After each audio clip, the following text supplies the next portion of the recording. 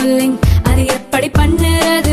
காலையில் எழுந்ததும் எதுவும் சாப்பிடாமல் இதயம் வளத்தை வாயில ஊத்தி நல்லா கொப்பளிக்கணும், அப்புறம் அதை துப்பிடணும். இதுதான் ஆயில் புல்லிங்.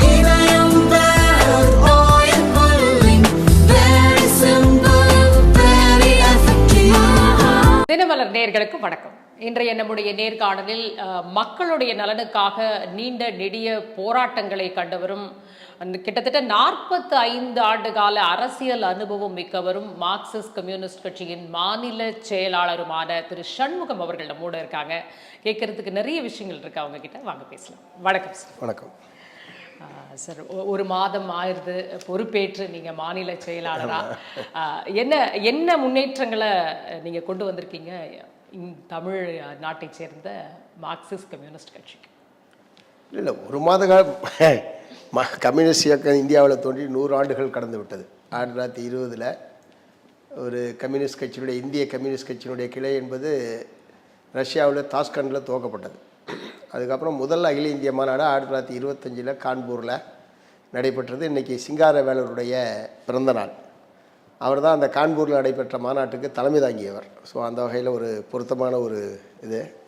அதனால் 100 ஆண்டுகள் கடந்திருக்குது.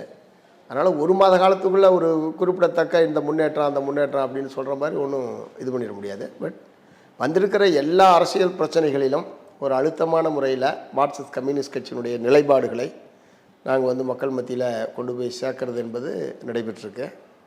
ரெண்டாவது, இப்போ எங்களுடைய பிரதானமான பணியாக எங்களுடைய 24வது அகில இந்திய மாநாடு தமிழ்நாட்டில் மதுரையில் நடைபெற இருக்குது. வரக்கூடிய ஏப்ரல் 2லேருந்து 6 வரைக்கும் எங்களுடைய கவனம் முழுவதும் அதில் தான் இருக்குது. இப்போ அந்த அகில இந்திய மாநாட்டை சிறப்பாக நடத்தணும். ஏன்னா காஷ்மீர் முதல் கன்னியாகுமரி வரை இந்தியாவுடைய எல்லா மாநிலங்களிலிருந்தும் பிரதிநிதிகள் வரக்கூடிய மாநாடு. அது 3 வருஷத்துக்கு ஒரு தடவை கட்சியில் நடக்கக்கூடிய ஒரு ஸ்தாபன மாநாடு. ஸோ அது மிக முக்கியமான ஒரு நடவடிக்கை கட்சியை பொறுத்த வரைக்கும். அந்த மாநாட்டை சிறப்பாக நடத்துவது, அதற்கான பணிகள் என்பது தான் எங்களுடைய கவனம். எல்லா தலைவருடைய கவனமே அதுதான் இருக்குது. அதனால் அதாவது சண்முகம் அவர்கள் வந்த உடனே திமுக அரசு மீது சரம் மாறியா ஒரே குற்றச்சாட்டுகள், ஒரு அதிருப்தி அப்படின்னு தொடர்ச்சியாக வருதே கம்யூனிஸ்ட் கட்சி மார்க்சிஸ்ட்லேருந்து. என்ன காரணம்? இல்லை, திமுக அரசு செஞ்ச நல்லதையும் சொல்லியிருக்கோம், செய்ய தவறியதையும் சுட்டி காமிச்சிருக்கோம். மக்களுக்கு விரோதமான அல்லது எங்களுடைய கொள்கைகளுக்கு விரோதமான அரசினுடைய நிலைப்பாடுகளை நாங்கள் விமர்சிக்கவும் செஞ்சுருக்கோம். எல்லாமே நடக்குது. ஏதோ எதிர்ப்பு மட்டும் அப்படின்ற மாதிரி புரிந்து கொள்ள வேண்டிய அவசியம் இல்லை. அவங்க இப்போ இன்றைக்கி மத்திய அரசாங்கத்தை எதிர்த்து இன்றைக்கி திமுக கூட்டணி கட்சிகளின் சார்பில் மாலை ஒரு ஆர்ப்பாட்டம் என்பது நடைபெறுகிறது. ஆகவே மத்திய ஒன்றிய பிஜேபி அரசாங்கம் தமிழ்நாட்டுக்கு விரோதமாக, தமிழ்நாட்டுக்கு எதிராக எடுக்கக்கூடிய எல்லா நடவடிக்கைகளிலும் திராவிட முன்னேற்ற கழகத்தோடு 100% நாங்கள் இணைந்து நிற்கிறோம். மத்திய அரசா இருந்தாலும் மாநில அரசா இருந்தாலும் குற்றமா இருந்தா எதிர்த்து நிற்கிறோம். அதே நேரத்தில் இவங்க செய்யக்கூடிய தேர்தல் வாக்குறுதிகளில் பலவற்றை நிறைவேற்றிருக்காங்க, சிலவற்றை நிறைவேற்றலை. அந்த தேர்தல் கொடுத்த 2021ஆம் ஆண்டு சட்டப்பேரவை தேர்தலின் போது கொடுத்த அனைத்து வாக்குறுதிகளையும் 100% நிறைவேற்ற வேண்டும். ஏன்னா அதை சொல்லி தான் வாக்கு கேட்டு அவர்களோடு சேர்ந்து நாங்களும் வாக்கு கேட்டு தான் திமுக என்பது ஆட்சி அமைச்சிருக்கு. நாங்கள் ஆட்சியில் ஒரு அங்கம் அல்ல. ஆனால் 21ஆம் ஆண்டு சட்டப்பேரவை தேர்தலில் ஆட்சி அமைப்பதற்கு ஒரு காரணகர்த்தாவாக நாங்கள் இருந்திருக்கிறோம். அந்த முறையில் அவர்கள் கொடுத்த வாக்குறுதியை அவர்கள் நிறைவேற்ற வேண்டும், அது அவர்களுடைய கடமை என்கிற முறையில் அதை தொடர்ந்து நாங்கள் வற்புறுத்துகிறோம். இப்போ சாம்சங் உள்ளிட்ட தொழிலாளர்களுக்கு விரோதமான ஒரு அணுகுமுறையை அரசாங்கம் மேற்கொள்ளுகிற போது அதுக்கு எதிராக எங்களுடைய கடுமையான எதிர்ப்பை தெரிவித்திருக்கிறோம். ஸோ இஷ்யூ பேஸ்டு, பிரச்சனைக்கு பிரச்சனை, அதில் பிரச்சனையுடைய தன்மையை பொறுத்து எங்களுடைய அணுகுமுறை என்பது இருக்குது. அப்படி தான் இந்த ஒரு மாத காலமும் அப்படி தான் இருந்திருக்கு. சாம்சங்கை பொறுத்த வரைக்கும் ஒரு சங்கத்தை அங்கீகாரம் கொடுக்கணும், பதிவு செய்யணும் அப்படின்ற விஷயங்கள்ல முன்னெடுத்தீங்க கம்யூனிஸ்ட் கட்சி. ஆனால் சங்கம்ன்றது தொடங்கின உடனே திரும்பியும் போராட்டம் அப்படிங்கிறது அங்கே வருது. இதனால தான் அரசு அது வேண்டாம் அப்படின்னு மறுத்தாங்களோ, வளர்ச்சிக்கு ஒரு தடையாக இருக்கும் அப்படின்ற. நான் என்ன கேட்க விரும்புகிறேன், இந்தியாவினாலும் தமிழ்நாட்டில் ஏராளமான தொழிற்சாலைகளில் தொழிற்சங்கம் இருக்குது. ஏதோ சாம்சங்கில் மட்டும்தான் புதுசாக தொழிற்சங்கம் ஆரம்பிச்சிருக்க மாதிரிங்க. அதனால தான் அங்கே தொழில் தகராறு ஏற்படுற மாதிரி இருக்குது நீங்கள் கேட்குறது. இப்போ மற்ற தொழிற்சாலைகளில் எந்த பிரச்சனையுமே இல்லையே, முறையாக தானே நடந்துகிட்ருக்கு. தொழிலாளிகள் உற்பத்தியில் ஈடுபட தானே செய்கிறாங்க. இங்கே மட்டும் ஏன் பிரச்சனை? அது முழுக்க முழுக்க தொழிற்சங்கத்தினாலன்ற எப்படி எந்த முடிவுக்கு வரோம்? ரெண்டாவது, அங்கீகாரமே கேட்கல. நாங்கள் அப்போ நடந்த போராட்டம் என்பது பதிவு ரெஜிஸ்ட்ரேஷன் தான், ரெகக்னைசேஷன் கேட்கல, ரெஜிஸ்ட்ரேஷன். எந்த ஒரு 6-7 பேர் சேர்ந்து எந்த ஒரு தொழிற்சங்கத்தை துவக்கினாலும் அதை பதிவு செய்ய வேண்டியது அரசாங்கத்தினுடைய கடமை, தொழிலாளர் நலத்தினுடைய கடமை.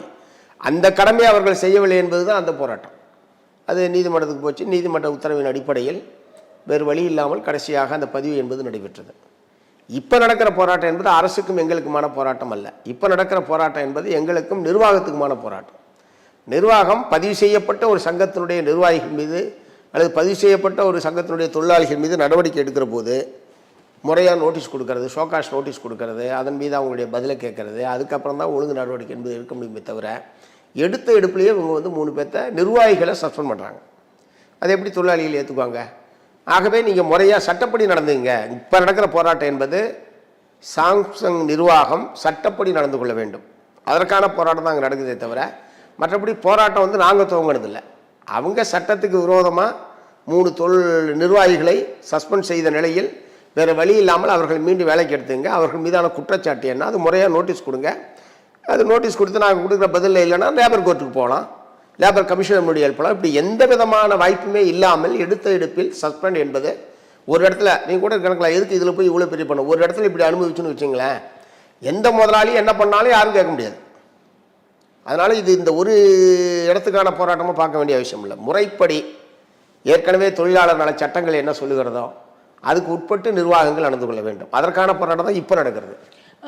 கிட்டத்தட்ட 3.5 வருடங்களாக வந்து ஒரு நீங்க சொல்ற மாதிரி நட்பு கட்சி என்ற முறையில போய் சுட்டி காட்டுறதும், முதலமைச்சர்கிட்ட நேரடியாக பேசி அதை தீர்க்கிறதும், எப்போவாது ஒரு போராட்டங்களை நடத்துறதுமாக இருந்த கட்சி இப்போ வந்து சமீபமா பார்த்தீங்கன்னா ரொம்ப தீவிரமாக எல்லா விஷயத்துலையும் வந்து குரல் கொடுக்குது.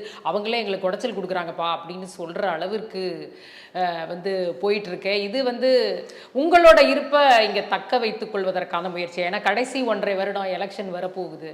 ஸோ பிரசன்ஸை இங்கே வந்து எப்படியாவது உறுதி பண்ணணும் அப்படின்ற ஒரு நிலைக்கு தேர்தல் என்பது அவ்வப்போது வரும்போது நாங்கள் வந்து அவங்களோட உடன்பாடு வைக்கிற முறை. தேர்தல் அரசியலுக்காகவெல்லாம் மார்க்சிஸ்ட் கம்யூனிஸ்ட் கட்சி தன்னுடைய நிலைப்பாட்டை தேர்தல் அரசியலை முன்வைத்து போராட்டத்தை நடத்தாமல் இருக்கின்றதெல்லாம் கிடையாது. இப்போ என்ன 2016 தேர்தலில் சட்டமன்றத்தில் நாங்கள் யாருமே இல்லை. அதனால் கட்சியை அழிஞ்சு போச்சா என்ன? அதனால் எத்தனை பேர் இருக்காங்க, சட்டமன்றத்தில் இருக்கிறோமா, நாடாளுமன்றத்தில் இருக்கிறோமா, அதை வச்சுக்கிட்டுலாம் நாங்கள் வந்து இது பண்ணுறதில்ல. எங்களுக்குன்னு கொள்கை நிலைப்பாடுகள் இருக்குது. அதிலேருந்து தான் நாங்கள் வந்து எங்களுடைய கருத்துக்களை தெரிவிக்கிறோம். இது வந்து கொஞ்சம் தீவிரமாக போனது என்பது விழுப்புரத்தில் மாநில மாநாடு நடைபெற்ற போது தோழர் கே பாலகிருஷ்ணன் அவர்கள் அந்த பொதுக்கூட்டத்தில் ஒரு அறிவிக்கப்படாத அவசர நிலை பேரணிக்கு அனுமதி மறுக்கப்பட்டது. அதற்கு நீங்க அந்த அளவுக்கு ஒரு விமர்சனத்தை வச்சிட்டீங்க. அது சரியானது என்பது நான் சொல்கிறேன். ஏன்னா ஒரு அங்கீகரிக்கப்பட்ட ஒரு அரசியல் கட்சியினுடைய மாநில மாநாடு, அதை ஒட்டிய ஒரு பேரணி. இத்தனைக்கும் நாங்கள் வந்து தமிழ்நாடு பூராலாம் திரட்டல. இப்போ மதுரைக்கு வந்து தமிழ்நாடு பூராவிலேருந்தும் சில லட்சம் பேர் வரப்போகிறாங்க மதுரைக்கு அகில இந்திய மாநாட்டுக்கு. இது வந்து விழுப்புரத்தை சுற்றி இருக்கக்கூடிய ஒரு 3-4 மாவட்டத்திலேருந்து ஒரு 5000 பேர் 10,000 பேருக்குள்ளே வருவாங்கன்றது தான் எங்களுடைய இது. அந்த அளவுக்கு தான் இது பண்ணியிருக்காங்க. ஸோ அதுக்கு போய் இத்தனைக்கும் எஸ்பியவே நேரடியாக பார்த்து நாங்கள் வந்து பேசணும். அப்புறம் அவர் சொன்னார், பேரணி வேணாம் சார், எங்கள் டிராஃபிக்கு ஒரே மெயின் ரோடு இல்லை திருச்சி. பட் இதே இது விஜய்க்கு பிறந்தாதான்னு நான் கேட்க முடியும், அது வேறு விஷயம். அன்றைக்கி பூரா அப் டு மதுரை வரைக்கும் எந்த போக்குவரத்தும் இல்லை. நாங்கள் அந்த மாதிரி கூட ஆர்கியூ பண்ணல. சரி, பொதுமக்களுக்கு இடையூறு வேணாம், செந்தொண்டர் அணிவகுப்பு ஒரு 1200 பேர் கலந்து கொள்ளக்கூடிய ஒரு செந்தொண்டர் அணிவகுப்பு போட்டு நடத்திக்கிறோன்னு சொன்னோம். அதை பரிசீலிக்கிறேன்னு சொன்னார். முதல் நாள் இரவு வந்து எங்களுடைய தலைவர்களை கூப்பிட்டு அதுக்கும் அனுமதி மறுப்பு என்ற கோபத்திலிருந்து எழுந்த குரல் தான் அது. ஒரு 1200 பேர் போகிறதுனால ஒட்டுமொத்த விழுப்புரம் சமைச்சிருமாண்ணா? நீங்கள் இந்த பக்கம் மட்டும் போங்க, ஒரு ஓரமாக போங்க, இந்த பக்கம் டிராஃபிக் இருக்குன்னா நாங்கள் கேட்க தான் போகிறோம். நாங்கள் பொதுமக்களுக்கு இடையூறு கூடாது என்பதனால தான் பேரணியாக ரத்து பண்ணுறோம், இது மட்டும் நடத்திக்கிறோன்னு சொல்கிறோம். இது பூரா ஏதோ கீழே இருக்கிற சாதாரண போலீஸ் அதிகாரிகிட்ட பேசல, அந்த மாவட்டத்தினுடைய காவல்துறை கண்காணிப்பாளர்கள் நேரடியாக சந்தித்து நாங்கள் பேசுகிறோம். அதுக்கப்புறம் கடைசி நேரத்தில் அனுமதி மறுத்தா, முதல்ல இந்த கடைசி நேரத்தில் அனுமதி மறுக்கிறதுக்கு அவங்களுக்கு ரைட் கிடையாது. நாங்கள் 15 நாள் 20 நாளைக்கு முன்னாடி கொடுக்குறோம். அது என்ன முதல் நாள் ராத்திரி வந்து மறுக்கிறது? அப்படின்னா செய்ய ஏற்பாடு பண்ணால் என்ன வருது? இப்போ இடையில கூட உயர்நீதிமன்றத்தில் ஒரு வழக்கு கூட அதன் மீது வந்தது. ஒரு இல்லைன்னா நாங்கள் செஞ்ச ஏற்பாடு பூரா எவ்வளவு பொருட்செலவு, எவ்வளவு மெனக்கிடல், எவ்வளவு உழைப்பு வீணாகுது, இதை பற்றிலாம் கவலையப்படாமல் திடீர்னு போராட்டம் ஆரம்பிக்கிறதுக்கு முன்னாடி வந்து அனுமதி மறுப்பு கொடுக்கறது, முதல் நாள் ராத்திரி கொடுக்கறது. நீங்களும் இது வந்து ஒரு பேரணி நடத்துறதுல சட்டம் ஒழுங்கு கிட்டுருமா? அதான் சொல்றேன். இல்ல இப்போ கூட்டணி கட்சிக்கே நட்பு கட்சிக்கே இந்த நிலைமைனா எதிர்கட்சிகளோட நிலைமை இல்ல நான் எப்படி குறைகளை சுட்டி காட்ட முடியும்? இல்ல கடுமையா நான் வந்து விமர்சிச்சிருக்கேன். இப்போ வந்து அநேகமாக போராட்டங்களுக்கு அனுமதி மறுப்புன்ற நிலைமை இப்போ இல்லை. அநேகமாக அதுக்கு பிறகு நூற்றுக்கணக்கான போராட்டம் நடந்திருக்குது.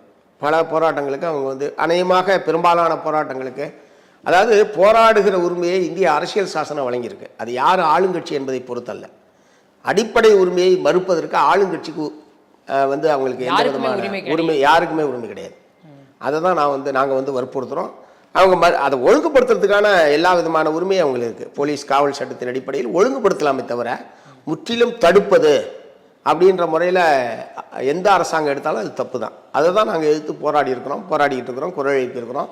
இப்போ ஓரளவுக்கு அதில் ஒரு சின்ன மாற்றங்கள் வந்திருக்கிற மாதிரி தான் படுது. ஏன்னா அதுக்கப்புறம் இந்த ஒரு மாதத்துலேயே கிட்டத்தட்ட ஒரு 100 போராட்டமாக நடந்திருக்கும். அதில் ஒன்றும் பெரிய பிரச்சனைகள் என்பது வரல. இந்த இடத்துக்கு பதிலாக அங்கே நடத்துங்கம்பாங்க, அல்லது காலைக்கு பதிலாக மாலையில் நடத்துங்கம்பாங்க. ஸோ அந்த மாதிரி ஒழுங்குபடுத்துறதுல எங்களுக்கு ஒன்றும் ஆட்சேபம் இல்லை. சரி, வாச்சாத்தி வழக்கில் நியாயம் வேண்டி நீங்கள் போராடியவர் நீங்கள். இப்போ தமிழகத்தில் எங்கே பார்த்தாலும் இந்த பாலியல் வன்கொடுமைகள் அப்படின்றது ரொம்ப சாதாரணமாக நிகழ்கிறது. இப்போ எதிர்கட்சி தலைவர் கூட இப்போ ரீசெண்டாக பேசும்பொழுது சொல்கிறாரு, இப்போ 2 மாதத்துலேயே அவ்வளோ வழக்குகள் போக்சோலையும் பதிவாயிருக்கிறது, பெண்களுக்கும் சைட்லேயும் பதிவாயிருக்கிறது அப்படிங்கிறாரு. இது இந்த அரசு கையாளும் விதத்தை நீங்கள் எப்படி பார்க்குறீங்க? இல்லை அதான் என்ன, தமிழ்நாட்டில் வந்து இந்த மாதிரி தினந்தோறும் இந்த மாதிரியான சம்பவங்கள் வெளியே வருது. ஒட்டுமொத்த தமிழகம் மிகப்பெரிய கவலையை ஏற்படுத்தியிருக்கிற மிக முக்கியமான ஒரு விஷயம். அதுவும் குறிப்பாக பள்ளி குழந்தைகள், 4 வயசு குழந்தை, 5 வயசு குழந்தையிலேருந்து +2 படிக்கிற வரைக்குமான பள்ளி குழந்தைகளை நாம் வந்து பெற்றோர்கள், இது ஆசிரியர்கள் நம்பி தான் நம்ம பள்ளிக்கு அனுப்புகிறோம். ஆனால் அந்த ஆசிரியர்கள் மிக மிக மிக மிக கேவலமான முறையில் நம்முடைய குழந்தைகளை இந்த மாதிரி பண்ணுறதெல்லாம் சகித்துக்கொள்ளவே முடியல. இப்போ அவர்களுடைய கல்வி சான்றிதழையே ரத்து செய்வது என்கிற ஒரு ஆலோசனை மீது வந்து அதை பற்றி ஒரு என்ன முடிவெடுக்க போகிறாங்கன்னு தெரியல. ஆனால் அவர்களெல்லாம் ஆசிரியர்கள் என்கிற தகுதியை இழந்து விட்டார்கள். அந்த மாதிரியான கூட்டத்தில் ஈடுபட்டவர்கள் யாராக இருந்தாலும் ஆசிரியர்கள் அந்த தகுதியை இழந்து விட்டார்கள். அவர்கள் மீது கடுமையான நடவடிக்கை எடுக்கணுன்றதை நான் வந்து சொல்ல விரும்புகிறேன்.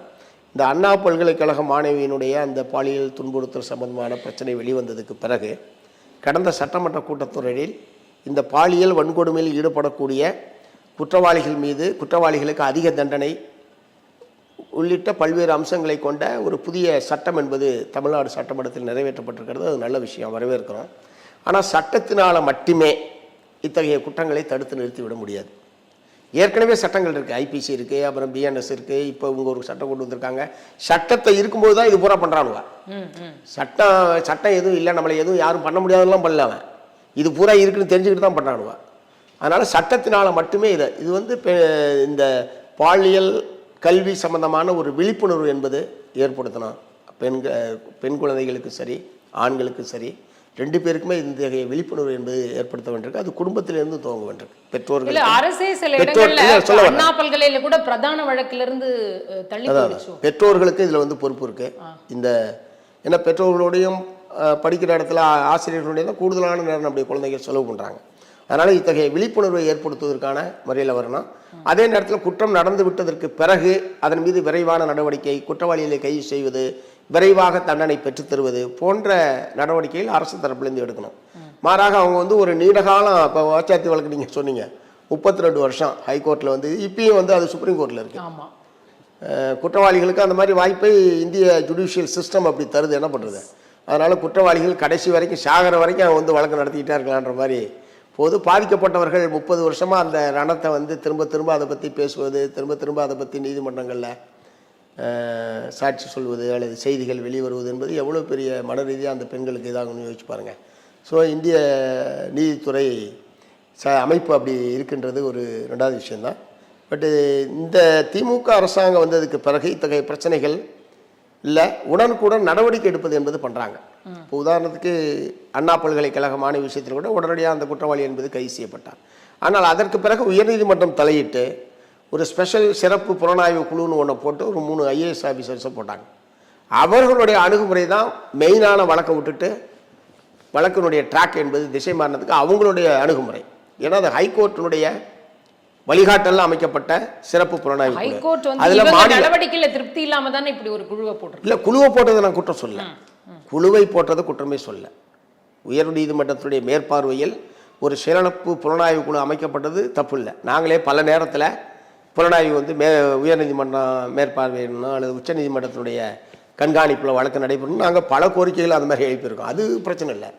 ஆனால் இந்த போடப்பட்ட அந்த அதிகாரிகள் இந்த மாணவியினுடைய ஞானசேகரன் இந்த மாணவி பாலியல் துன்புறுத்தல் அந்த வழக்கிலிருந்து இந்த எஃப்ஐஆர் வந்து எப்படி வெளியானது என்று சொல்லி மெயின் வழக்கை விட்டுட்டு அதன் தொடர்ச்சியாக ஏற்பட்ட பிரச்சனையை பிரதானமான வழக்கு மாதிரி இவங்க வந்து விசாரிக்க ஆரம்பித்து பத்திரிகையாளர்களை துன்புறுத்துவது, அவங்கள கூப்பிட்டு வந்து விசாரணை என்ற பேரில் சித்திரவதை பண்ணுறது அல்லது செல்ஃபோனை பிடுங்கி வைக்கிறது, இந்த மாதிரி வழக்கினுடைய திசையை மாற்றியது அந்த டீம் தான். இப்போ அந்த டீமினுடைய இது வந்து அப்புறம் உயர்நீதிமன்றமே தலையிட்டு அவங்களை கண்டிச்சிருக்கு, இதெல்லாம் பண்ணியிருக்க கூடாதுன்னு சொல்லிட்டு. ஸோ இதில் வந்து அரசாங்கம் தலையிடுறதுக்கான வாய்ப்பு இருக்கிற மாதிரி எனக்கு தெரியல. ஏன்னா உயர்நீதிமன்றம் அமைத்த விசாரணை குழு அது, உயர்நீதிமன்றத்தினுடைய மேற்பார்வையில் அந்த குழு விசாரணை நடத்திட்டு இருக்கு. இதில் மாநில அரசாங்கம் தலையிடுறதுக்கான என்ன வாய்ப்பு இருக்கு? அப்படி தலையிடுறதுக்கான வாய்ப்பே இல்லை. அதனால அது முழுக்க முழுக்க அந்த அதிகாரிகளுடைய அத்துமீறிய ஒரு செயல். அது அவங்களுக்கு என்ன பணி கொடுக்கப்பட்டிருக்கோ அந்த வரம்புக்குள்ள நின்று அவங்க செயலாற்ற வேண்டுமே தவிர அவரவர்கள் இஷ்டத்துக்கு செயல்படுறதுக்குலாம் எந்த அதிகாரிக்குமே அதிகாரமே கிடையாது. இல்லை, இதில் இந்த வழக்கில் முன்னாடியே அருண் அவர்கள் பேசும்போதே சொன்னாங்க, யார் இதை லீக் பண்ணாங்களோ அவங்க மேலே நாங்கள் நடவடிக்கை எடுப்போம் அப்படின்றத அப்போவே சொன்னாங்க. உடனே 14 பேர் அதை வந்து தரவிறக்கம் செஞ்சுட்டாங்க அப்படின்னு ஒரு 2 சேனல் நேம் எல்லாம் கூட அதில் வெளியில் வந்துச்சு. ஸோ அரசோடைய ஐடியாவும் இந்த குழுவோட ஐடியாவும் மேட்ச் ஆகுதா இந்த இடத்துல? அப்போ எங்கேயோ ஒரு அழுத்தம் அதில். சென்னை போலீஸ் கமிஷனர் அவ்வளவு அவசரமாக அந்த வழக்கில் வந்து இன்னொரு ஷாரோட அவங்க பேசலைன்றது, அவங்க என்னது ஃபோன் வந்து ஃப்ளைட் மோடில் இருந்ததுன்றது, அதாவது ஒரு வழக்கில் விசாரணையினுடைய ஆரம்ப கட்டத்தில் இந்த மாதிரி ஒரு உயரதிகாரி சொன்னால் என்ன அர்த்தம்? அவரோட பெரிய புலனாய்வு புலியா அவர்? ஏன் அவர் அவ்வளோ அவசரப்பட சொல்கிறார்? அவர் ஐஓ கிடையாது. கீழே இருக்க அதிகாரி சொல்கிறத வச்சு சொல்கிறாரு, அவர் ஐஓ கிடையாது. ஏன் அவ்வளோ அவசரமாக அந்த மாதிரியான கருத்துக்கள்லாம் சொல்கிறாரு? அவர் உயர்நீதிமன்றமே கண்டிச்சிருக்கு. இப்போ அதில் வந்து தமிழ்நாடு அரசாங்கம் உயர்நீதிமன்றம் கண்டிச்சு அவர் எதிர்கொள்ள போகிறாரு. இவரை கண்டிச்சதை எதிர்த்து தமிழ்நாடு அரசாங்கம் இப்போ சுப்ரீம் கோர்ட்டுக்கு போயிருக்கு. இதெல்லாம் தேவையாது. எந்த ஒரு வழக்கிலுமே சொல்கிறேன். இப்போ சமீபத்தில் வேற ஒரு வழக்கில் கூட அந்த இப்போ இந்த நம்ம மயிலாடுதுறை கள்ளச்சாராய வழக்கில் கூட அன்றைக்கே டிஜிபி அறிக்கை விட்டுருக்காரு. டிஜிபி அது வந்து கள்ளச்சாராய சம்பந்தமானது கிடையாது, முன் விரோதம். அப்புறம் இதுக்கு இப்ப அந்த இன்ஸ்பெக்டர் வந்து இப்ப இங்க ஈசிஆர்ல கூட கார் சேசிங் பண்ண உடனே காவல்துறை, அதனால காவல்துறை அதிகாரிகள் கொஞ்சம் அடக்கமா இருக்கணும். அவங்களுடைய வேலை அது கிடையாது. அவங்க எனக்கு ஒரு கேள்வி, அவர்களுக்கு அழுத்தம் இருக்கா? ஏன்னா அவருக்கு வலிந்து இதை சொல்ல வேண்டிய அவசியம் இல்லை காவல்துறை. இல்ல அப்ப எங்க இருந்து ஒரு அழுத்தம் வரும்போதுதான் அவங்க இதை, கமிஷனரா இருக்கட்டும், டிஜிபியா இருக்கட்டும், எஸ்பியா இருக்கட்டும். இப்ப எஸ்பி கூட சிவகங்கை எஸ்பி அந்த மானாமதுரை மேலப்படா ஒரு புல்லட் ஓட்டிட்டு போனதுக்கு ஒரு குற்றமுடி சொல்லி கைவட்டின விஷயம், அதில் கூட அவர் எஸ்பி இப்படி எப்படி இதுக்கு முன்னாடி இப்படிலாம் கேள்விப்பட்டதே கிடையாதுங்க. காவல்துறை அதிகாரிகள் இப்படி எடுத்த கவிழ்த்தன்னு இப்படிலாம் வந்து மீடியாவில் கருத்து சொல்கிறது இதுக்கு முன்னாடி நம்ம கேள்விப்பட்டதே கிடையாது. சம்மந்தப்பட்ட யார் ஐஓவோ அவர் பேசுவாரோ, அதுவும் கொஞ்சம் தரவாக இது பண்ணதுக்கு பிறகு ஏதாவது பொதுமக்களுக்கு சொல்ல வேண்டி இருந்தால், இது வழக்கு பொதுமக்களுக்கு சொல்கிற பிரச்சனை என்ன இருக்கு? உங்கள் கையில் ஒரு வழக்கு வந்திருக்கு, அது சொன்னால் நீங்கள் விசாரிக்கிறீங்க, நீதிமன்றத்தில் சொல்லுங்கள். பொதுமக்களுக்கு இவங்க என்ன சொல்ல வேண்டியிருக்கு? ஸோ இது வந்து இப்போ சமீப காலமாக காவல்துறை அதிகாரிகள் இந்த மாதிரி அத்துமீறி அவர்களுடைய அதிகாரத்தை மீறி இது போன்ற கருத்துக்களை வெளிப்படுத்துவது என்பது வழக்குக்கே குந்தகம் விளைவிக்கும், பாதிக்கப்படுபவர்களுக்கே குந்தகத்தை ஏற்படுத்தக்கூடிய செயல். அது மாதிரி தான் அருண் கமிஷனருடைய அந்த பேட்டி போக்குவரத்து என்பதெல்லாம். ரெண்டாவது அந்த எஃப்ஐஆர் லீக் ஆனதை பொறுத்த வரைக்கும் மத்திய முகமை நாங்கள் தான் ஐபிசிலேருந்து பிஎன்எஸ்க்கு மாற்றினதுனால ஏற்பட்ட தொழில்நுட்ப கோளாறு தொழில்நுட்ப கோளாறு அதான் அவங்க ஒத்துக்கிட்டாங்கல்ல, அதுவும் கூட இருக்கலாம் அப்படின்னு அவங்க சொல்றாங்க. தானாக முன் வந்து அவங்க சொல்லுகிற போது இவர் அதுல வந்து கருத்து நாங்க கண்டுபிடிப்போம் போகணும் இவர் சொல்ற பிரச்சனை இல்லை, அவங்க தானாக முன் வந்து சொல்றாங்க. நான் என்ன கேட்க விரும்புறேன், அப்பயே நாங்க வந்து எங்களுடைய அறிக்கையை நாங்க வந்து வெளியிட்டிருக்கோம். இந்த ஐபிசிலேருந்து பிஎன்எஸ்ஆ மாத்துறது என்பது ஜூலையில் ஆரம்பிச்சது. இந்த 6 மாத காலத்துல பல ஆயிரக்கணக்கான வழக்குகள் இந்தியா பூரா எஃப்ஐஆர் போடப்பட்டிருக்கு. எந்த எஃப்ஐஆரும் வெளியே வரல. அண்ணா பல்கலைக்கழக எஃப்ஐஆர் மட்டும் எப்படி வெளியே வருது? ஆகவே அதுல ஒரு உள்நோக்கத்தோடு அது வெளியிடப்பட்டதா என்பது உட்பட அந்த முகமையை உட்பட இந்த விசாரணை வளையத்துக்குள் கொண்டு வர வேண்டும் என்பதுதான் எங்களுடைய கோரிக்கையை நாங்கள் வந்து அப்பயும் வச்சிருக்கிறோம். இப்பயும் அதை வந்து நான் வற்புறுத்த விரும்புகிறேன். அவங்க வந்து அவங்களே ஏற்றுக்கிட்டு இருக்காங்க, இது வந்து நோக்கபூர்வமாக வந்து பண்ணியிருக்காங்கன்றது தான் எங்களுடைய இது. அதனால் இந்த பாலியல் துன்புறுத்தல் அல்லது பாலியல் வன்கொடுமை இது சம்பந்தமான விஷயத்தில் இன்னமும் காவல்துறை, ஏன்னா எந்த சட்டம் போட்டாங்க எந்த சட்டம் வந்தாலும் அமுல்படுத்துகிற இடத்துல அதிகாரிகள் தான் இருக்காங்க. அவங்க நினைச்சாதான் சட்டம் அமலாகுமே தவிர இல்லைன்னா சட்டம் பேப்பர்ல மட்டும்தான் இருக்கும். அதனால இப்ப கடுமையான இப்படி காவல்துறையினர் தன்னிச்சையாக நிறைய விளக்கங்களை கொடுக்குறாங்க அப்படின்னா காவல்துறையை அவ்வளவு சுதந்திரமா கட்டுப்பாடற்ற நிலைமையில இருக்கா, இல்ல அவங்களை கட்டுப்படுத்த முடியலையா இந்த அரசால, இல்ல அதற்கான அமைச்சரால இதை கட்டுப்படுத்த முடியாத ஒரு சூழ்நிலை? தமிழ்நாடு அரசாங்கம் வந்து காவல்துறை அதிகாரிகளை இத்தகைய சம்பவங்கள் ஹைகோர்ட்டே கண்டிச்சிருக்கு அப்படின்னா தமிழ்நாடு அரசு அதை பற்றி கவலைப்படணும். காவல்துறை அதிகாரிகளை கட்டுப்படுத்துவதற்கும் அவர்களுடைய அதிகாரத்துக்கு உட்பட்டு அவர்கள் செயல்படுவதை உத்தரவாதப்படுத்த வேண்டியது உள்துறை செயலாளர் மற்றும் சம்பந்தப்பட்ட காவல்துறைக்கு பொறுப்பாக இருக்கவருடைய கடமை, அது முதலமைச்சருடைய கடமை. இல்லைன்னா அது அரசுக்கு மிகப்பெரிய நெருக்கடியை இவர்கள் உருவாக்குவார், இவர்கள் மூலமாகவே உருவாகும். காவல்துறை அதிகாரிகள் மூலமாகவே அரசுக்கு தேவையற்ற நெருக்கடிகளும் பிரச்சனைகளும் ஏற்படும். அதை பற்றி அவங்க கவலைப்படணும், தலையிடணும்னு நான் கேட்குறேன். சரி, இப்போ வேங்கவேல் பிரச்சனையில் சிபிஐ விசாரணை கேட்குறீங்க, ஏன் கொடுக்க மறுக்கிறது அரசு? அதாவது சிபிசிஐடி இப்போ வேங்கவேல் மட்டும் இல்லை, இப்போ ஸ்ரீமதி வழக்கு, கள்ளக்குறிச்சி ஸ்ரீமதி வழக்கு, முதல்ல வேங்கவேலில் சம்மந்தப்பட்ட சமூக மக்கள்லேயே இருந்த சம்மந்தப்பட்டவங்க தான் குற்றவாளின்னு ஒரு அறிக்கையை கொடுத்து அந்த சர்ச்சை ஓய்வதற்கு முன்பாகவே ஸ்ரீமதி வழக்குலையும் சிபிசிஐடி வந்து அவங்க அம்மாவையே முதல் குற்றவாளி, அதில் கொடுமை என்னன்னா முதல் குற்றவாளியே அவங்க தான், ஏதோ அவங்க தான் கிட்டத்தட்ட இருந்து பிள்ளையை தள்ளி விட்டது மாதிரி. அதுலேயும் அப்படி தான் பிரதானமான வழக்கு பின்னுக்கு போய் அந்த பள்ளிக்கூடத்தின் மீதான தாக்குதல், அந்த ஏற்பட்ட வன்முறை, அதுதான் இப்போ பிரதானமான வழக்காக சிபிசிஐடி வந்து குற்றப்பத்திரிகையை நீதிமன்றத்தில் தாக்கல் செஞ்சுருக்காங்க. இது பூராவுமே அரசின் மீதான ஒரு மிகப்பெரிய அவநம்பிக்கையை மக்கள் மத்தியில் ஏற்படுத்தியிருக்கு. இத்தகைய வழக்குகளில் ஒரு சென்சிட்டிவான இத்தகைய பிரச்சனைகளின் மீது இன்னும் கொஞ்சம் எச்சரிக்கையாகவும் உரிய கவனத்தோடும் இத்தகைய பிரச்சனைகள் கையாளப்பட வேண்டும். சிபிஐ கொடுக்கறதுல அவங்களுக்கு என்ன சங்கடம்னு எனக்கு தெரியல. நாங்கள் திரும்பவும் அதை வற்புறுத்துகிறோம். சிபிஐ ஏன்னா ஒரு புலனாய்வு நிறுவனத்திட்ட கொடுத்தீங்க, அவங்க கண்டுபிடிச்சதில் திருப்தி இல்லை, உண்மை குற்றவாளிகள் கண்டுபிடிக்கல, அதுக்கான எந்த ஆதாரத்தையும் அவங்க வந்து கொடுக்கல, எவிடன்ஸ் என்பதே இல்லை. எல்லாமே செல்ஃபோன் இருந்தது, டவரில் இருந்தது, அதில் இருந்தது, உரையாடல் இருந்ததுன்றத. மலத்தை கலந்தவன் யார்? அதுக்கு என்ன சாட்சியம் இருக்கா? நீதிமன்றத்துக்கு தேவை சாட்சியம். இப்போ சிபிசிஐடி கொடுத்துக்கலாம், என்ன சாட்சியம் இருக்கு? ஐயா அப்படி அவசரமாக வந்து இந்த குற்றப்பத்திரிகையை தாக்கல் பண்ணோம், ஏன்னா 2 வருஷம் ஆச்சு, இந்த பிரச்சனை கேள்வியாகவே இருந்துக்கிட்டே இருக்குது, ஏதாவது ஒரு வகையில் இதை முடிக்கிறது என்ற முறையில் தான் அவங்களுடைய அணுகுமுறை இருக்கிறதா தான் நான் திரும்ப திரும்ப சொல்லிகிட்டு இருக்கேன். அதனால தான் இன்னொரு புலனாய்வு நிறுவனத்தில் கொடுங்க, சிபிசிஐடிக்கு பதிலாக சிபிஐட்டு கூட, அதுதான் அடுத்து இருக்குது. ஒருவேளை இதை விட திறமை வாய்ந்த நிறுவனம் இருந்தால் நான் அது கேட்பேன். அதனால் இருக்கிறதுல ஒரு இது இன்னும் ஒரு 6 மாதமாக இதை அவங்க எடுத்துக்க போகிறாங்க, விசாரிக்கிட்டோம், உண்மை குற்றவாளியை கண்டுபிடிச்சு என்பது தான் என்னுடைய இது. அதனால் அரசாங்கம் வந்து அது சிபிஐட்ட கொடுக்கறத அவங்க தான் முடிவெடுக்கணும். ஆனால் திரும்பவும் நான் வற்புறுத்த தான் விரும்புகிறேன். ரைட். பரந்தூர் விமான நிலையத்தை பொறுத்த வரைக்கும் வந்து சொல்கிறாங்க, அமைச்சர்களே சொல்கிறாங்க, என்னங்க எல்லாருமே எங்களுக்கு வாக்களித்தவர்கள், ஒரு 1500 வாக்கு தான் அங்கே இல்லை, அவங்க தான் போட மறுத்துட்டாங்க, மிச்சம் எல்லாரும் போட்டாங்க அந்த சைடில் அப்படின்ற ஒரு விளக்கம் கொடுக்குறாங்க. அதே மாதிரி இப்போ அடுத்த பெண்கள் இந்த பாலியல் வன்முறை அப்படின்னு கேட்டால் ரொம்ப தைரியமாக வந்து அவங்க இப்போ கொடுக்குறாங்க, அந்த அளவுக்கு தைரியத்தை கொடுத்துருக்கோம் இந்த ஆட்சி அப்படிங்கிறாங்க. இந்த விளக்கங்கள்லாம் உங்களுக்கு ஏற்புடையதாக இருக்கு? இல்லை, அதாவது தேர்தலில் வாக்களிச்சிருப்பதனாலேயே அவங்க பூரா திமுக செய்கிற எல்லாத்தையுமே ஏற்றுக்குவாங்க அப்படின்னு அவங்க அமைச்சர்கள் கருதுறாங்கன்னா அது ஒரு அவங்கள பற்றி என்ன சொல்கிறது? நான் அமைச்சர்கள் வந்து அப்படி கருதுறது என்பது அவங்களுடைய அறியாமைன்னு தான் நான் சொல்லணும். தேர்தலில் வாக்களிப்பதற்கும் முழுக்க முழுக்க திமுகவுடைய தேர்தலில் வாக்களிக்கிறது அப்போ பிஜேபி அதிமுக வரக்கூடாதுங்கிற ஒரு அணிசேர்க்கை, அந்த அணிசேர்க்கையை ஒட்டி யார் ஆட்சிக்கு வரக்கூடாது என்கிற முறையில் எதிர்மறை வாக்குகள் உட்பட இவர்களுக்கு ஆதரவாக இருந்திருக்கு. ஆனால் என்னுடைய நிலமும் என்னுடைய வீடும் நான் வாழ்ந்த இடமும் பறிபோகிற போது யார் வந்து இவங்களுக்கு ஆதரவு அளிப்பாங்க? எங்கள் தாத்தா பாட்டி முப்பாட்டை எல்லாரும் வாழ்ந்த மண்ணை விட்டு என்னை அப்படியே வேரோடு பிடுங்கி கொண்டு போய் நீ வேறு இடத்துக்கு போ அப்படின்னு சொன்னால் எப்படி வந்து எங்களுக்கு ஓட்டு போட்டவங்க அப்படின்னு போய் பேச சொல்லுங்களேன், போய் பேச சொல்லுங்க. இப்போ சொல்லக்கூடிய அமைச்சர்கள் யாரையாவது அந்த பரந்தூரில் போய் இருக்கக்கூடிய 11 கிராமத்துலேயே நீங்கள்லாம் எங்கள் கட்சிக்காரன் தானே, எங்களுக்கு ஓட்டு போட்டல, இதை ஒத்துக்குன்னு யாராவது ஒரு அமைச்சர் போய் பேச சொல்லுங்க. ஊருக்குள்ளே விட மாட்டாங்க. ஏன்னா அது அவனுடைய வாழ்வாதாரம், வாழ்வுரிமை, அவனுடைய எதிர்காலம், தன்னுடைய தான் சேமித்து வைத்தது பூரா தன்னுடைய அடுத்த தலைமுறைக்கு கொடுத்துட்டு நிம்மதியான ஒரு வாழ்க்கையை உருவாக்கிட்டு போகணும்னு நினைக்கிற அந்த இதில் இருக்கிறாங்களே தவிர திமுக ஆதரவாளர் எதிர்ப்பாளர்ன்றதெல்லாம் அதில் கிடையாது. அது வாழ்வாதாரம் பறிபோகிற போது யாராக இருந்தாலும் எவ்வளவு பரம்பரை கட்சிக்காரனாக இருந்தால் கூட எதுக்கு தான் செய்வாங்க. அப்படி தான் அங்கே போராட்டம் என்பது நடந்துகிட்டு இருக்கு. அதனால அமைச்சர்கள் வந்து அப்படி சொல்றதெல்லாம் அவங்கள தன்னைத்தானே ஏமாற்றிக் கொள்வது. அதுக்கு வேணால் அது பயன்படலாம்.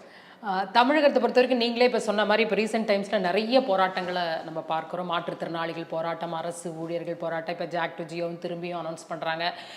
ஸோ அவங்க என்னென்ன வாக்குறுதிகள் கொடுத்தாங்களோ நிறைய இன்னும் நிறைவேற்றப்படாமலே இருக்கக்கூடிய ஒரு சூழல், ஒரு அதிருப்தி மக்கள் அங்கங்கே வெளிப்படுத்துறத நம்ம பார்க்குறோம் போராட்டங்கள் வாயிலாக. அப்படி இருக்கும் பொழுது நீங்கள் இன்னுமுமே இந்த கூட்டணியில் தான் தொடருவோம் அப்படின்னு சொல்கிறது சரியாக இருக்கும்?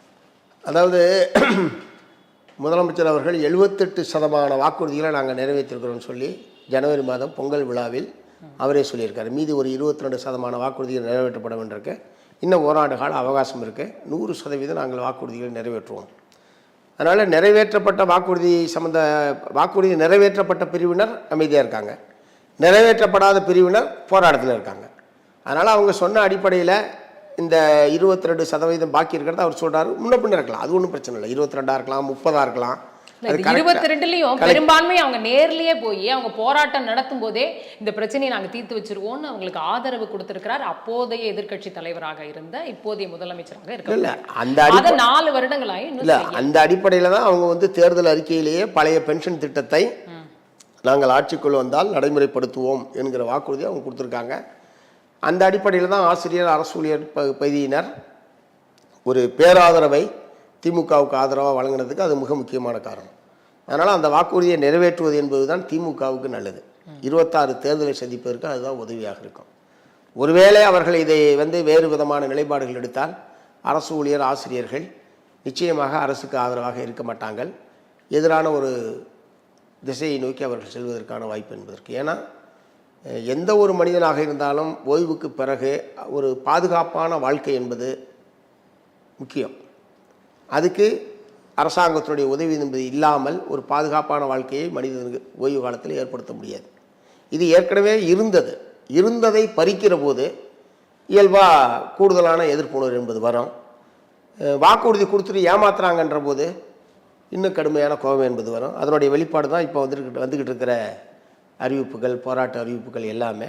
நிச்சயமாக அரசு இது கவனத்தில் கொண்டு அவங்க சொன்ன அடிப்படையில் அவர் சொல்லியிருக்காருல 100% நிறைவேற்றுவோம், எனக்கு டைம் இருக்குன்னு. அந்த அடிப்படையில் இந்த வாக்குறுதி உட்பட அது நிறைவேற்றப்பட வேண்டும் என்று நான் கேட்டுக்கிறேன். இல்லை சார், நிறைய வாக்குறுதிகளை பார்க்கும்போது நிறைய நீதிமன்றத்துக்கு போயிடுது. போராட்டம் நடத்துகிறாங்க, எல்லாம் இதாக அறுதி. இப்போ நீங்கள் வேங்கவையிலே எடுத்துக்கோங்க, நீதிமன்றத்தில் போயிடுச்சு. ஒரு மாவட்ட அமர்வு நீதிமன்றத்துக்கு திரும்பி இந்த வழக்கு போயிடுச்சு. ஸோ இப்படி நீதிமன்றம் நீங்களே சொல்லிட்டீங்க லாங் ப்ராசஸ். ஸோ அப்போ எப்படி கேட்டாலும் அரசு என்ன சொல்ல போகுது, நீதிமன்றத்தில் இருக்க அந்த வழக்கு. இப்படியே இந்த விஷயங்கள்லாம் அப்படியே ரோல் ஓவர் ஆகிடுமோ? 5 வருடங்களாயும் நிறைவேற்றப்படாமலே நீங்கள் அந்த கூட்டணிக்குள்ளேயே இதை சொல்லி நீங்களும் அங்கேயே இருக்கிற மாதிரியான ஒரு சூழல் தான் அங்கே ஏற்படுதோ? இல்லை, பல்வேறு வாக்குறுதிகளை அவங்க பல்வேறு மக்கள் நல திட்டங்களே அவங்க நிறைவேற்றிருக்காங்கிறது உண்மை. அவங்களே சொல்கிற மாதிரி சொன்னதை செஞ்சுருக்கோம், சொல்லாதையும் செஞ்சுருக்கோம், சொன்னதை செய்வோம் அப்படின்ற மாதிரி அவங்க அடுக்குமொழியில் பேசுகிறாங்கல்ல அமைச்சர்கள்லாம். அது உண்மை தான். சொன்னதை செஞ்சுருக்காங்க, சொல்லாததை செஞ்சுருக்காங்க, சொல்லதையும் செய்வோம் அப்படின்னு சொல்லியிருக்காங்க. அவங்க சொன்ன அடிப்படையில் நிறைவேற்றப்படவில்லை என்றால் என்னன்றது அடுத்தது. எங்களை பொறுத்த வரைக்கும் தமிழ்நாட்டினுடைய இந்த மக்கள் நலன் சார்ந்த பிரச்சனைகளில் அவர்கள் எடுக்கக்கூடிய அணுகுமுறையை பொறுத்து எங்களுடைய அணுகுமுறை என்பது இருக்கும். சரி, மாறக்கூட வாய்ப்பு இருக்கா உங்கள் அணுகுமுறை? இல்லை, அது இப்போ சொல்ல முடியாது. ஏன்னா அதான் மக்கள் நலன் சார்ந்த பிரச்சனைகள் அவருடைய அணுகுமுறை. அப்படி அவங்க மக்களுக்கு சாதகமாக நடந்து கொள்வது என்பது தான் 26 திரும்ப ஆட்சிக்கு வருவதற்கே கூட அவங்களுக்கே உதவியாக இருக்கும். அதையெல்லாம் எங்களை விட இன்னும் கூடுதலாக கீழே இருக்கக்கூடிய உணர்வுகளை தெரிந்து கொள்வதற்கான வாய்ப்பு எங்களை விட அவங்களுக்கு ஜாஸ்தியாக இருக்குது. ஒன்று அரசு நிர்வாகம் இருக்குது, இன்னொன்று அனைத்து கிராமங்களிலும் உட்பட எல்லா இடங்களிலும் கட்சி அமைப்பு என்பது அவர்களுக்கு இருக்குது எங்களை விட. அதனால் எங்களை விட இன்னும் அவங்க நாடி துடிப்பை நன்றாக அறிவதற்கான வாய்ப்பு இருக்குது. அதை பொறுத்து அவங்களுடைய அணுகுமுறையை பொறுத்து நாங்கள் முடிவெடுப்போம். அதாவது தேசிய அளவில் நீங்கள் சொல்கிற ஒரு பார்வை சரியாக இருக்குது, பிஜேபி வந்துடக்கூடாதுன்னு நாங்கள் நினைக்கிறோன்னு சொல்கிறீங்க, கரெக்டு. பட் தமிழக அளவில் அதை சொல்கிற அளவிற்கு இங்கே ஒன்றும் பிஜேபிக்கான வளர்ச்சி இல்லையே. அப்படி இருக்கும்போது நாங்கள் எவ்வளோ அதிருப்தியாக இருந்தாலும், எவ்வளோ மக்கள் நலன் சார்ந்து இவங்க என்ன செஞ்சாலும் நாங்கள் இவங்களோடய இருப்போம் அப்படின்ற பிஜேபி ஆர்எஸ்எஸ் செயல்பாட்டை நீங்கள் அப்படி குறைத்து மதிப்பிடக்கூடாது. இப்போ திருப்பரங்குன்றம், இந்த திருப்பரங்குன்ற என்கிற ஒரு பிரச்சனையை வச்சு எவ்வளோ பெரிய பதற்றத்தை தமிழ்நாட்டில் உருவாக்கிட்டாங்க சமீபத்தில். அதில் பிஜேபியினுடைய தலைவர் எச் ராஜாவினுடைய உரை, அதனுடைய கடைசி போர்ஷன் பாருங்கள் நீங்கள். இன்னொரு அயோத்தியை உருவாக்குவது என்பதுதான், திருப்பரங்குன்றத்தை இன்னொரு அயோத்தியாக மாற்றுவது என்பதுதான் எங்களுடைய நோக்கம் என்று பகிரங்கமாக அரசுக்கு எச்சரிக்கை விடுத்திருக்கிறார். மதச்சார்பற்ற சக்திகளுக்கு எச்சரிக்கை விடுத்திருக்கிறார். இன்னொரு அயோத்தி என்பதை பற்றி கற்பனை செய்து பாருங்க. பல்லாயிரக்கணக்கான மக்கள் படுகொலை, நாடே கலவர பூமியானது, ஒரு சிறுபான்மை மக்கள் எந்த அளவுக்கு கடுமையான பாதிப்புக்கு, உயிரிழப்புக்கு, சொத்துக்கள் இழப்புக்கு ஆளானாங்க. அப்படி ஒரு இதை திரும்பவும் நாங்கள் திருப்பரங்குன்றத்தை மையப்படுத்தி உருவாக்கணும்னு சொல்கிறாருன்னா நேரம் பிடிச்சி அவர் உள்ளே போட்டிருக்கணும். ஏதோ வழக்கு போட்டுட்டு அவங்க பாட்டில் கம்முனு எஃப்ஐஆர் மட்டும் போட்டு இருக்காங்க. உடனடியாக இந்த மாதிரி முழுக்க மக்கள் மத்தியில் பிரிவினையை, வன்முறையை தூண்டக்கூடிய வகையில் பேசிய ஒரு தலைவரை எப்படி இந்த அரசாங்கம் வந்து வேடிக்கை பார்த்துட்டு இருக்கு? வெறும் கம்ப்ளைண்ட் வாங்கிட்டு வெறும் எஃப்ஐஆர் மட்டும் போட்டு இருக்காங்க. இந்த மாதிரியான பிரச்சனை. அதனால வந்து பிஜேபியினுடைய நடவடிக்கையிலே, இந்து முன்னணியுடைய RSS குறைச்சி மதிப்பிடக்கூடாது. அவங்க வந்து ரொம்ப துல்லியமாக, நீங்க அன்னைக்கு 1 மணி நேரத்தில் 144 போட்டிருக்கு, காலையில வழக்கு கொடுக்குறாங்க. எப்படி திடீர்னு 4000-5000 பேர் அவங்களால திரட்ட முடியுது? அவங்களுக்கு தெரியுது இல்ல நீதிமன்றத்தில் அனுமதி கிடைத்து விடும் அப்படின்ற அளவுக்கு நீதித்துறையில அவங்களுடைய ஊடுருவலும், அல்லது இவர்களுக்கு வேண்டிய நபரே நீதிபதியாக இருக்கிறார், அதனால நம்ம நீதிபதி நமக்கு கொடுத்துருவாரு என்ற ஒரு உறுதியான நம்பிக்கை இல்லாம திடீர்னு அவளை பார்த்து திரட்ட முடியுமா? பிஜேபிக்கு நீதிபதிகள் இருக்க மாதிரி திமுகவுக்கு நீதிபதிகள் இருக்கும் இல்லையே. அதனாலதான் மாறி இல்ல அவங்களும் அந்த சில வழக்குகள்ல அப்படியே முன்னேற்றம் ஏற்படாம அப்படியே பார்த்து. எங்க 144 இருக்கும்போது காலையில அனுமதி கேட்டு சாயந்தரம் யாராவது அனுமதி கொடுப்பாங்களா? நாங்க எத்தனையோ பிரச்சனைகள்ல அனுமதி தராம நீதிமன்றத்துக்கு போறோம். மாச கணக்கா இழுக்கிறாங்க வழக்க, 2 மாசம் கழிச்சு அனுமதி தராங்க. இது என்ன அவசரமா செய்ய வேண்டிய பிரச்சனையான்னு எங்களை கேட்குறாங்க. அது என்ன அவசரமா நடத்த வேண்டிய ஆர்ப்பாட்டம் அது? அதனால நீதித்துறையில் உட்பட அவர்கள் ஊடுருவி இருக்கிறார்கள் என்பதற்கு அது ஒரு சிறந்த எடுத்துக்காட்டு. இந்த சமீபத்திய உதாரணம் சொல்றேன். அதனால எல்லா துறைகளிலும் அவர்களுடைய ஆட்கள் அதிகார வர்க்கத்தில் அவர்கள் ஊடுருவி இருக்கிறார்கள். ரொம்ப துல்லியமாக திட்டமிட்டு அவங்க வந்து வேலை செய்கிறாங்க. ஆகவே எங்களை பொறுத்தவரை அது இருக்கிறதுல முதன்மையான பிரச்சனை பிஜேபியினுடைய இந்த திட்டமிட்ட செயல்பாடு என்பது எங்களை பொறுத்தவரை தமிழ்நாட்டில் அவர்கள் காண்பூடக்கூடாது. அவர்கள் செய்யக்கூடிய ஒவ்வொரு நடவடிக்கையும் கருத்தியல் ரீதியாகவும் அமைப்பு ரீதியாகவும் ஒரு எதிர் நடவடிக்கையை கட்டாயம் மேற்கொள்ள வேண்டும். அது மிக முக்கியம். அதில் திமுக அரசாங்கம் இன்னமும் வலிமையாக தன்னுடைய நடவடிக்கைகளை எடுக்க வேண்டும் என்பது தான். அதில் ஓரளவுக்கு தலையிட்டு இருக்காங்க. 144 போட்டாங்க. அதனால தான் அந்த கூட்டம் குறைவாக இருந்தது. ஒருவேளை 144 போடாமல் போயிருந்தா அன்னைக்கு அவர் சொன்ன மாதிரி, யார் எச் ராஜா சொன்ன மாதிரியான ஒரு நிலைமை ஏற்பட்டிருந்தா கூட ஆச்சரியப்படுறதுக்கு இல்லை. போட்டதுனால தான் அவர் சொன்னாரே, 144 போட்டதுனால தான் அந்த, இல்லைன்னா அவங்க பாட்டுக்கு வந்திருப்பாங்க, போராடி இருப்பாங்க, போயிருப்பாங்க.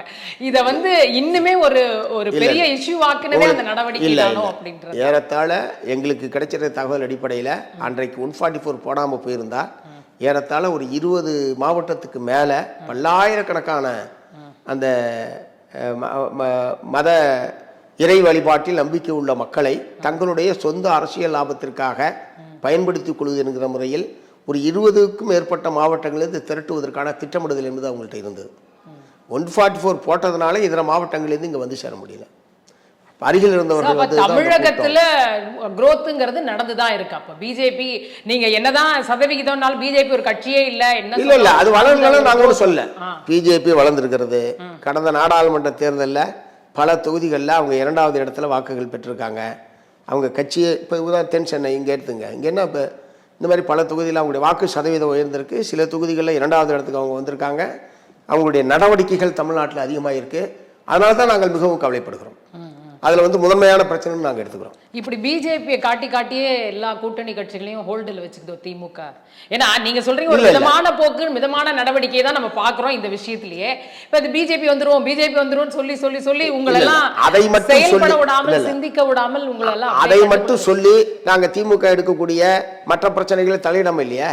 அதற்கான போராட்டத்தை நடத்திட்டு தான் இருக்கோம். தலையிட்டாலும் தீர்வு கிடைக்க மாட்டேங்குது. இல்ல அப்படி சொல்ல முடியாது. பல பிரச்சனைகள்ல பல போராட்டங்கள்ல அவங்க தீர்வை ஏற்படுத்த தான் செஞ்சிருக்காங்க. எல்லா பிரச்சனையும் அது ஆரம்பத்தில் சொல்லிட்டு நான் பல பிரச்சனைகளை தீர்க்கிறாங்க, சில பிரச்சனைகளை தீர்க்கல.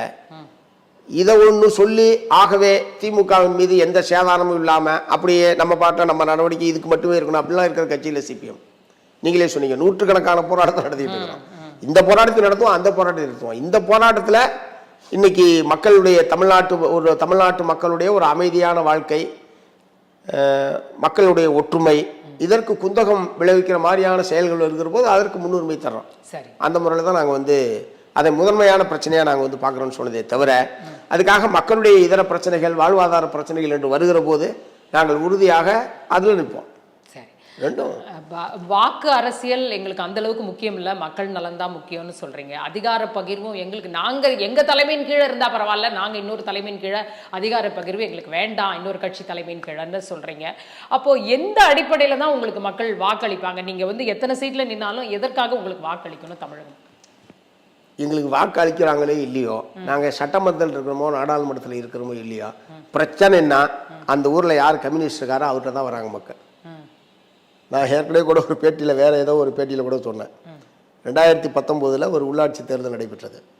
கல்வராயன்மலை, சேலம் கல்வராயன்மலையில் நாங்கள் வந்து போட்டிக்கிட்டோம். ஒன்றிய கவுன்சிலருக்கு சிபிஎம் அருவா சுத்திய நட்சத்திரத்தில். திமுக எதிர்த்து நிற்கிது, அதிமுக எதிர்த்து நிற்கிது. இப்படி ஒரு மும்முனை போட்டி. அப்புறம் தேர்தலெலாம் முடிஞ்சிருச்சு, ரிசல்ட்லாம் வந்துருச்சு. அதுக்கப்புறம் அங்கேருந்து ஒரு மலைவாசி ஃபோன் பண்ணார் எனக்கு, ஒரு மூத்தவர், எனக்கு நல்லா அறிமுகமானவர். அவர் ஒரு சில பிரச்சனைகளாக என்கிட்ட சொல்லிவிட்டு சொன்னார்.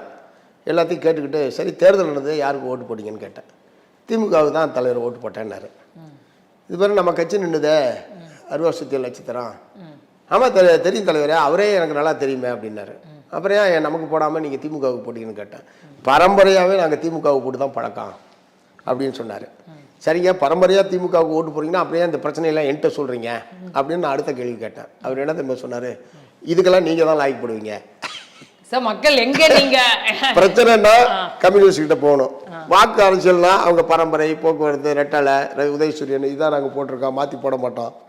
இந்த மாதிரியான ஒரு மனநிலையில் இது வந்து யதார்த்தமா நடந்தது. இப்பயே அவர் இருக்காரு, ஊர்ல இருக்காரு. கட்சியோட வளர்ச்சிங்கிறது எப்படி நடக்கும்? அதனால ஒரு வாக்கு சதவீதத்தை உயர்த்துவதற்கு, கட்சியை வந்து வலிமைப்படுத்துவதற்கான ஒரு கூடுதல் கவனம் என்பது எங்களுக்கு தேவைப்படுது. நிறைய போராட்டங்கள் நடத்துகிறோம். எங்களால் பலன் பெற்றவர்கள் உட்பட, நாங்கள் நடத்திய போராட்டத்தால் பலன் பெற்றவர்கள் உட்பட எங்களுக்கு வாக்களிப்பதில்லை அல்லது எங்கள் கட்சியில் இல்லை என்பதை நாங்கள் உணர்ந்திருக்கிறோம்.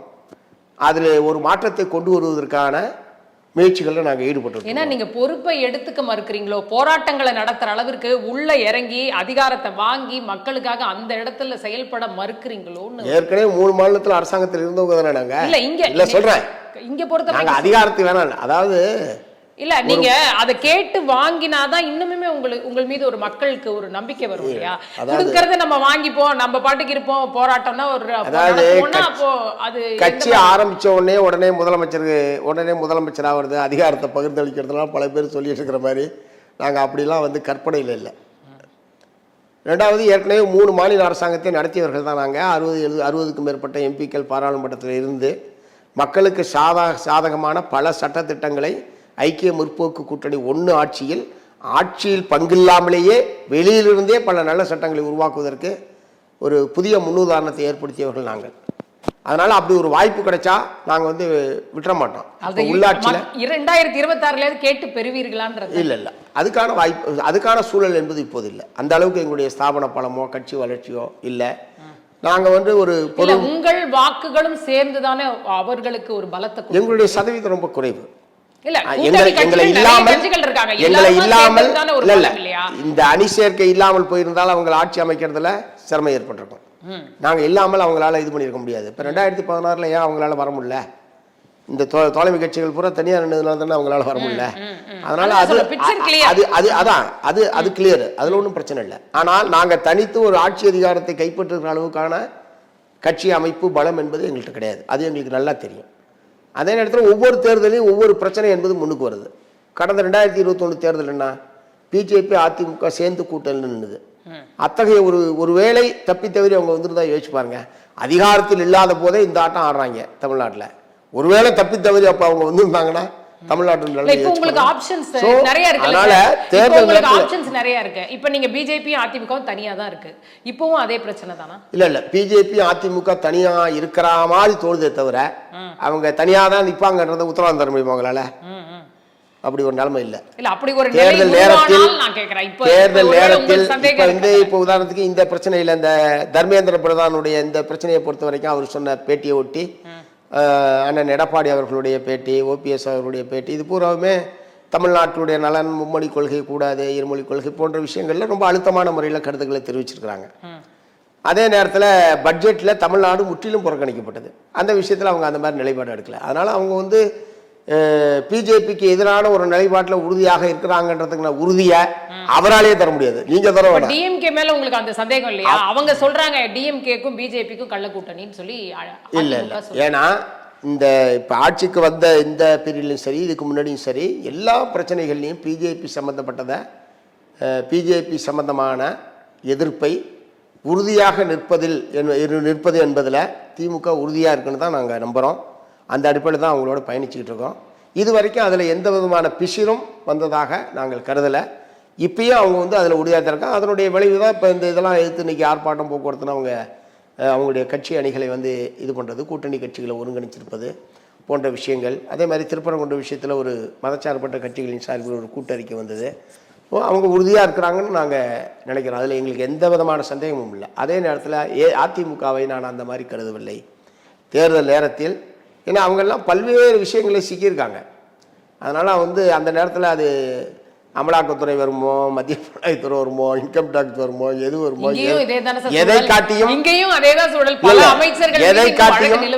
எதை காட்டியும் அவர்கள் வந்து தங்களுக்கு வேண்டிய அரசியல் கட்சிகளை வளைப்பதற்கான தந்திரத்தை பிஜேபி கடந்த காலத்தில் கடைபிடிச்சிருக்கு. இப்பயும் இந்த டெல்லி தேர்தலை ஒட்டி கூட சில நடவடிக்கைகள் அந்த மாதிரிலாம் எடுத்தாங்க. திரும்பவும் அது வரலாம். அதனால் நீங்கள் சொல்கிற மாதிரி ஒரு உறுதியாக அவங்க வந்து பிஜேபி அதிமுக கூட்டணி வராது அப்படின்றதுக்கான எந்த உத்தரவாதமும் கிடையாது. சரி, பார்க்கலாம் 2026 எப்படி இருக்க போகுது. உங்களுக்கு நல்லபடியாக இருக்கணும் அப்படின்ற வாழ்த்துக்களோடு இவ்வளவு நேரம் கருத்துக்களை ரொம்ப மகிழ்ச்சி. ரைட், நன்றிமா.